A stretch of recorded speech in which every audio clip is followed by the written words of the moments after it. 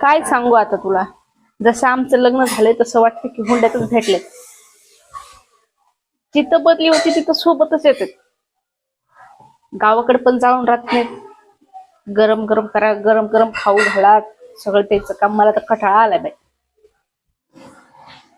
हा, बर बर, चालतंय. ठेवू का? कुणाबद्दल बोलायलीस तू? तुमच्या आईबद्दल आणि कोणाबद्दल?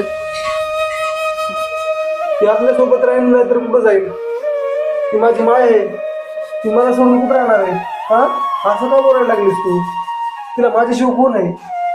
मी नाही करणार तर आपण नाही करणार तर कोण करणार आहे मी तिचं? तू का विडी बिडी झालीस का काय? मी काय करू मग?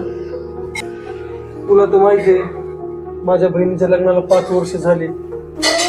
तिला आणखी लेकरू बाळ नाही आहे. मी तर म्हणलं तिला, आपला मोने आहे ना, आता 5 वर्षाचं झालंय ते. तुला घेऊन टाक तुझ्याकडे, तू त्याला सांभाळ तुलाच राहू दे मोने.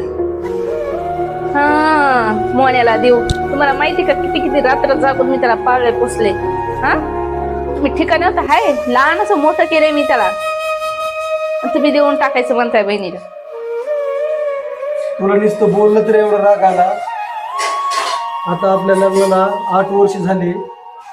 8 वर्षापासून मी तुझ्या सोबत आहे. माझ्या आईला तुम्हाला बोलू देत नाहीस, बरोबर सोबत बसू देत नाहीस. माझ्या आईला तुलाच देऊन टाकलंय ना मला. हा, माझ्या आईला नसेल का त्रास होत? तिला नाही का तिचं अंतकरण दुखत नसत? तुला काय वाटत नाही? तुझं मनाची करायला लागलीस. पण तिचं पण मन आहे, त्याचा कधी विचार केलास का तू? असं नाही वागायचं. स्वतःचं लेकरू म्हणजे लेकरू आणि दुसऱ्याचं लेकरू. सॉरी, परत मी असं नाही करणार. आईला मी छान सांभाळत.